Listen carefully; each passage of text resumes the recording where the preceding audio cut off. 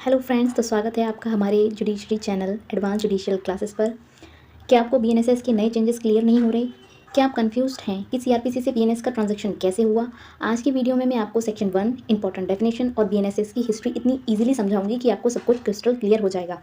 तो वीडियो को एंड तक देखना ना भूलिए। Let's begin. बीएनएसएस ने भारत के क्रिमिनल जस्टिस सिस्टम को बदलने का काम किया है।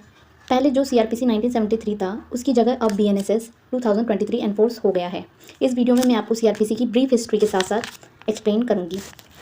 चलिए शुरू करते हैं सीआरपीसी की हिस्ट्री से। देखिए, सबसे पहले 1861 सीआरपीसी का पहला वर्जन ब्रिटिश गवर्नमेंट ने इंट्रोड्यूस किया था।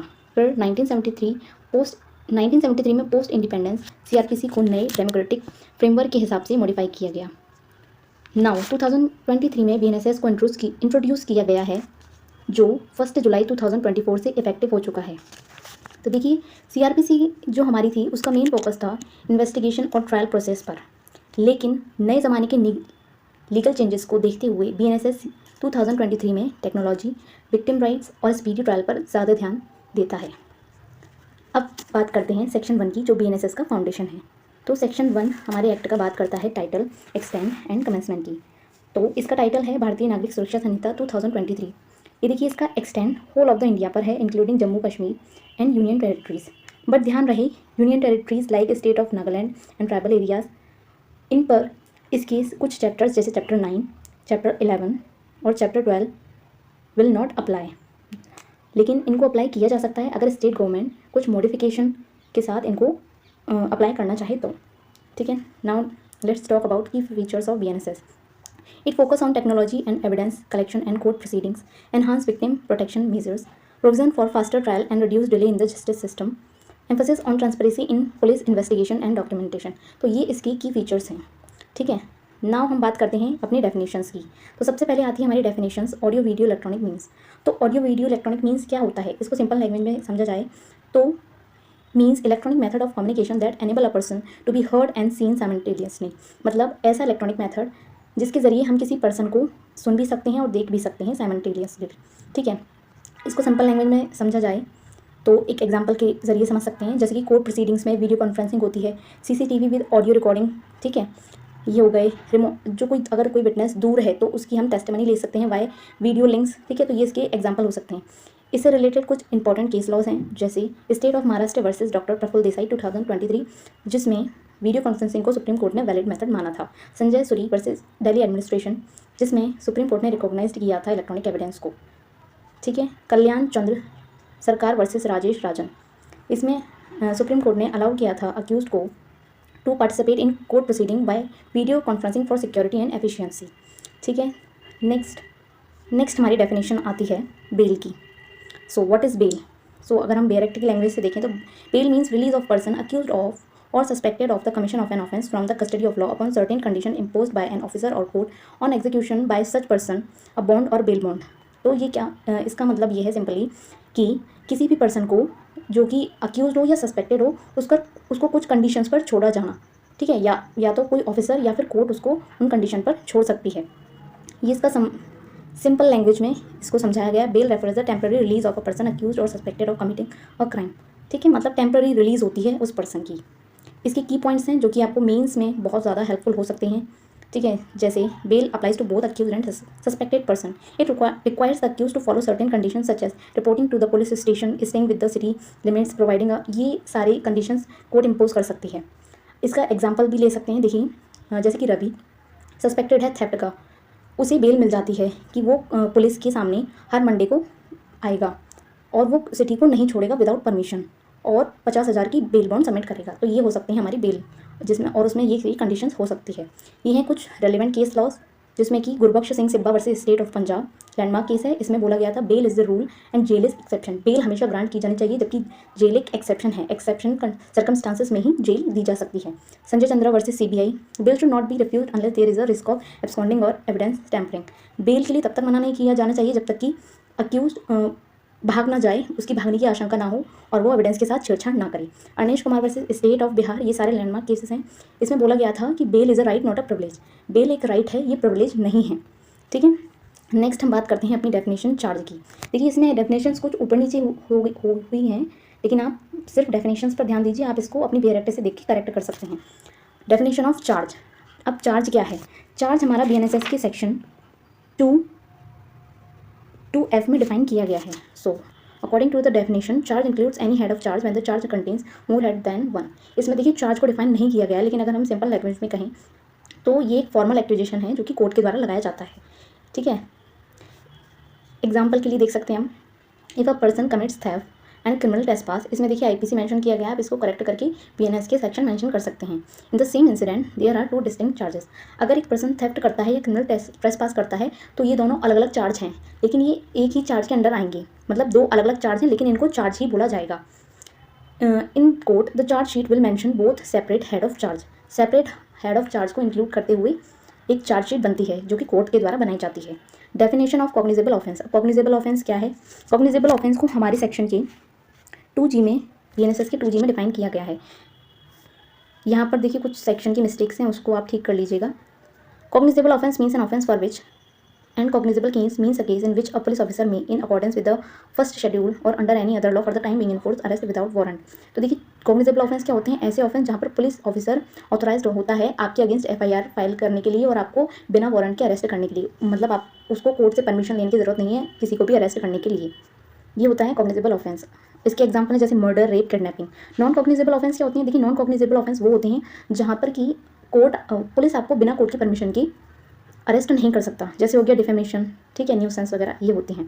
अब यहाँ पर चार्ज और FIR में डिफरेंस बताया गया है, ये आपको ध्यान रखने हैं, ये आपके मेंस के लिए बहुत इंपॉर्टेंट है। ये हैं कुछ इंपॉर्टेंट केस लॉ दोनों से रिलेटेड, आप इनको नोट डाउन कर सकते हैं। ठीक है, नेक्स्ट हमारी डेफिनेशन आती है bailable and non bailable. Bailable and non bailable offence. Bailable offence means an offence which is shown as bailable in the first schedule और which is made bailable by any other law for the time being in force, and non bailable offence means any other offence. तो इसमें देखिए क्या बताया गया है, इसमें सीधा सीधा बताया गया, इसमें डिफाइन नहीं किया गया है दोनों को, बस बताया गया है कि क्या बेलेबल है और क्या नॉन बेलेबल है, लेकिन इनकी डेफिनेशन कोई नहीं दी गई है। बस ये बता दिया गया है कि जो फर्स्ट शेड्यूल में है या कोई अगर लॉ बताता है ये बेलेबल है तब बेलेबल है। नॉर्मली बेलेबल ऑफेंस वो होते हैं जहाँ पर कि आपको बेल एज अ राइट मिल जाती है, मतलब आपका राइट है बेल पाने का, और जिसमें ऐसे केसेस में पुलिस भी आपको बेल दे सकती है बेलेबल ऑफेंसेस में। लेकिन नॉन बेलेबल ऑफेंस में court has discretion in granting bail, मतलब कोर्ट की डिस्क्रिप्शन है कि वो आपको बेल दे या ना दे। And the accuse must apply before a magistrate और कोर्ट, और एक्यूज को मजिस्ट्रेट या कोर्ट के सामने बेल ग्रांटिंग के लिए अप्लाई करना होता है। ठीक है, यहाँ पे एग्जांपल दिए गए हैं बेलेबल ऑफेंस जैसे minor theft, public nuisance, non bailable murder, kidnapping, ये सब ये रेलेवेंट केस लॉज हैं। Kamal Panth versus state of West Bengal clarified when bail should be granted और bailable offence for bailable offence. ठीक है, बेलेबल ऑफेंस में कब बेल दी जानी चाहिए ये सब बताया गया है, ये आप पढ़ लीजिएगा। सेक्शन 2D बात करता है हमारी बेल बॉन्ड की। Bail bond means N undertaking for release with surety. Bail bond क्या होता है कि आपको श्योरिटी जब आप दोगे तब आपको रिलीज किया जाएगा। एग्जाम्पल दिया गया है a bail bond is a written agreement where the accused commits to pay a specified amount if accused fails to appear in the court. अगर श्योरिटी मतलब होता है कि आपके बदले में कोई और पर्सन ये अश्योरेंस देता है कोर्ट को कि वो अगर आप भाग जाते हो तो वो पर्सन आपकी श्योरिटी देगा, मतलब वो पर्सन लाइबल होगा। जैसे कि यहाँ पर एग्जांपल है, suppose Rajesh is accused of theft. Rajesh एक चोरी का राजेश अक्यूज्ड है थेफ्ट का। द कोर्ट में grant him bail with a bail bond condition of ₹50,000 surety. तो कोर्ट उससे ₹50,000 की श्योरिटी मांग सकता है। ठीक है, ये होते हैं हमारी बेल बॉन्ड, मतलब वो कोई और पर्सन आपके बिहाफ पर बेल देगा। ये से रिलेटेड इंपॉर्टेंट केस लॉज हैं, ये आप देख सकते हैं। Section 2E bond. बॉन्ड क्या है? Bond means a personal bond और undertaking for releasing without surety. Bail bond होता है कि आपको श्योरिटी के बिहाफ पर छोड़ा, मतलब आप श्योरिटी लेकर आएंगे तब आपको छोड़ा जाएगा। लेकिन बॉन्ड होता है पर्सनल बॉन्ड, मतलब आपको आपकी ही पर्सनल बॉन्ड, आपसे ही कुछ पैसे या कोई भी चीज़ मांगी जाएगी, अंडरटेकिंग ली जाएगी, तब आपको छोड़ दिया जाएगा। इसमें श्योरिटी की जरूरत नहीं होती। A personal bond is a written promise by the accused to appear in court without the need for financial security or a third party guarantee। मतलब किसी थर्ड पार्टी को आपके बिहाफ पर गारंटी देने की कोई ज़रूरत नहीं है, आप अपने ही अंडरटेकिंग पर छूट सकते हैं। ये एग्जांपल दिया गया है, if Ramesh is accused of distributing public piece and it is minor offence the court release कर सकता है। ये रेलिवेंट केस लॉज हैं। नाउ हम बात करते हैं डेफिनेशन ऑफ कंप्लेंट। देखिए कंप्लेंट की डेफिनेशन हमारे मेंस के हिसाब से बहुत इंपॉर्टेंट होती है, तो इसको भी आपको पढ़ना होगा। Complaint means any allegation made orally और in writing to magistrate with a view to his taking action under this Sanhita that some person whether known और unknown has committed an offence but does not include a police report. Complaint क्या होती है? Complaint एक orally और written allegation है जो कि magistrate को दिया जाता है ताकि वो उस पर एक्शन ले सके कि किसी पर्सन ने, जो कि नोन भी हो सकता है और अननोन भी हो सकता है, उसने कोई ऑफेंस कर दिया है, लेकिन इसमें पुलिस रिपोर्ट इंक्लूड नहीं होती। बट एक एक्सप्लेनेशन इसमें ऐड किया गया है, a report made by a police officer in a case which discloses after investigation the commission of a non cognizable offence shall be deemed to be a complaint. देखिए, अगर कोई police officer, उसको ये information आती है कि कोई cognizable offence हो गया, जैसे मर्डर हो गया है, ठीक है, अगर वो वहाँ जाकर देखता है तो उसको पता चलता है मर्डर नहीं हुआ, सिंपल सा कोई भी ऐसा ऑफेंस हुआ है जो कि नॉन कॉग्निजेबल है, तो क्या अब जो पुलिस ऑफिसर जो रिपोर्ट देगा उसको हम कंप्लेंट मानेंगे? हाँ, उसको कंप्लेंट माने जाएंगे और पुलिस ऑफिसर को कंप्लेनेंट माना जाएगा, तो इसको बोलते हैं डीम्ड कंप्लेंट। तो ये इसके इसेंशियल फीचर्स हैं जो आपको याद रखने हैं मेंस के पर्पज़ के लिए, और ये डीम्ड कंप्लेंट के बारे में बताया गया है। यहाँ पर एग्जाम्पल दिए गए हैं। Suppose mister A files a written complaint to a magistrate stating that mister B has trespassed into his property and damaged his crop. The written document seeking legal action against me is considered a complaint. तो इसको complaint माना जाएगा। ये deemed complaint का example है, इसको आप देख सकते हैं। ये है इससे related important case laws. Supreme court ने इसमें क्या क्या हेल्ड किया। तो supreme court held that a complaint must disclose the essential ingredients of an offence and show the intention to take legal action. Mere accusation without legal substance are insufficient. ठीक है, मतलब अगर कंप्लेंट है, complaint में essential ingredients of the offence, मतलब उसकी एक offence के जो इसेंशियल इंग्रेडिएंट्स हैं वो डिस्क्लोज करना ज़रूरी है। अगर वो नहीं है तो इनसफिशिएंट माना जाएगा। ठीक है, the court clarified the magistrate is empowered to take cognizance of a complaint even if it does not oriented from a private individual but it submitted by, मतलब वही कि पुलिस ऑफिसर देता है तो वो उसको कंप्लेंट मान सकती है। ठीक है, तो ये सब इनमें बताया गया। अब हम बात करते हैं नई डेफिनेशन, इलेक्ट्रॉनिक कम्युनिकेशन। तो देखिए, इलेक्ट्रॉनिक कम्युनिकेशन क्या है, सिंपली वर्ड में हम समझते हैं। Electronic communication refers to any exchange of information that happens using electronic device. जो भी इलेक्ट्रॉनिक डिवाइस के जरिए कोई भी कम्युनिकेशन होती है उसे इलेक्ट्रॉनिक कम्युनिकेशन कहा गया है। जैसे रिटन कम्युनिकेशन जो कि ईमेल या मैसेज के थ्रू हो सकती है, वर्बल कम्युनिकेशन जो कि वॉइस कॉल्स या वॉइस नोट्स के थ्रू हो सकती है, पिक्चोरियल इन्फॉर्मेशन जो कि इमेज शेयरिंग ऑन व्हाट्सएप और सोशल मीडिया के थ्रू हो सकती है, वीडियो कंटेंट जो कि वीडियो कॉल्स या यूट्यूब अपलोड्स के द्वारा हो सकती है। This communication can occur between, ये कम्युनिकेशन किस किस के बीच हो सकती है? दो पर्सन के बीच, दो डिवाइस के बीच, एक पर्सन या एक डिवाइस के बीच भी हो सकती है। ठीक है, ये एग्जाम्पल दिए गए हैं क्या क्या चीज़ें हो सकती हैं इलेक्ट्रॉनिक कम्युनिकेशन। यहाँ ये देखिए एग्जाम्पल भी दिया गया है। Suppose Amit records a video of an unlawful activity on his mobile phone and send it to his friend Rahul by WhatsApp. This act of sending video containing using a mobile phone qualifies as electronic communication. अगर जैसे कि अमित और राहुल के बीच WhatsApp पर unlawful activity को लेकर कोई बातचीत हो रही है तो उसको क्या माना जाएगा? इलेक्ट्रॉनिक कम्युनिकेशन माना जाएगा उन दोनों के बीच में।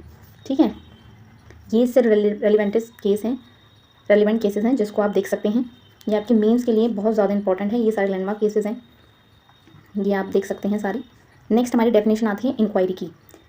ठीक है, ये डेफिनेशन इसमें रॉन्ग मेंशन है तो आप इसको प्लीज़ करेक्ट कर लीजिएगा। According to BNSS the term inquiry means every inquiry other than a trial conducted under the Sanhita by magistrate और कोर्ट।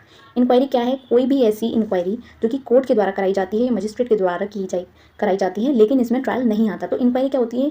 जो भी चीज़ें मजिस्ट्रेट या कोर्ट के द्वारा ट्रायल से पहले कराई जाती हैं वो होती हैं। देखिए, इंक्वायरी एक जुडिशियल प्रोसीडिंग है जो कि सिर्फ कोर्ट या मजिस्ट्रेट करा सकते हैं, पुलिस ऑफिसर नहीं करा सकते। ठीक है, तो जैसे ही पुलिस ऑफिसर अपनी इन्वेस्टिगेशन खत्म करते हैं और ट्रायल स्टार्ट होने वाला होता है और मजिस्ट्रेट को लगता है कि ऐसे केसेस, कुछ केसेस हैं जिनमें इंक्वायरी होनी चाहिए, तो मजिस्ट्रेट ट्रायल शुरू करने से पहले इंक्वायरी करा सकता है। ठीक है, जैसे कि हम यहाँ पे कुछ की फीचर्स हैं। Not a trial, an inquiry is distinct from trial, it conducted to establish preliminary fact. मतलब कोर्ट ये देख सकता है कि कुछ प्रिलिमिनरी फैक्ट्स हैं, कुछ ऐसी चीज़ें हैं जिसको क्लियर करना जरूरी है, तो कोर्ट इंक्वायरी करा सकता है। कंडक्टेड बाय, ये इसके की फीचर्स हैं, इनको आप ध्यान रख सकते हैं। ये मजिस्ट्रेट या कोर्ट के द्वारा कराई जा सकती है। फैक्ट फाइंडिंग प्रोसेस, ये फैक्ट फाइंडिंग प्रोसेस है। The primary object is to assess whether there is enough evidence to proceed with the case. मतलब ये देखना है कि क्या कुछ इनफ एविडेंसेस हैं जिससे कि हम आगे बढ़ सकें, ट्रायल कर सकें इस केस में, तो उसको पता करने के लिए इंक्वायरी की जाती है। Trial of types of inquiry, तो यहाँ पे टाइप्स दे रखे हैं, जैसे जुडिशियल इंक्वायरी होती है। ठीक है, प्रिलिमिनरी इंक्वायरी होती है। जुडिशियल इंक्वायरी जज और मजिस्ट्रेट कराते हैं।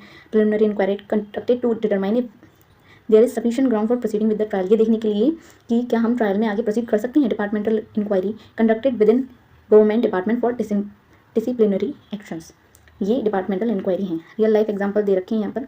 रियल लाइफ एग्जाम्पल मतलब ये सुप्रीम कोर्ट के केसेस हैं, तो आप इनको देख सकते हैं। ये लैंडमार्क केस है Lalita Kumari versus government of UP. ठीक है, in this landmark judgement the supreme court rule that the preliminary inquiry is mandatory in cases involving, जैसे किस किस केसेस में प्रिलिमिनरी इंक्वायरी इंपॉर्टेंट है, ये सुप्रीम कोर्ट ने इस लैंडमार्क जजमेंट में बताया। जैसे फैमिली डिस्प्यूट हो, कमर्शियल ऑफेंसेस हो, मेडिकल नेग्लिजेंस के केसेस हो, करप्शन के हो, तो इन केसेस में प्रिलिमिनरी इंक्वायरी करना बहुत ज़रूरी है। The court emphasized that this inquiry is essential to prevent false FIR registration and ensure genuine cases proceed for investigation, ताकि जो लोग फ्रॉड FIR केसेस करा देते हैं उनको रोका जा सके, इसीलिए ऐसे केसेस में प्रिलिमिनरी इंक्वायरी होना बहुत ज़रूरी है। ये लैंडमार्क कुछ केस दिए गए हैं, इनको आप प्लीज़ नोट डाउन कीजिए अपने मेंस के लिए।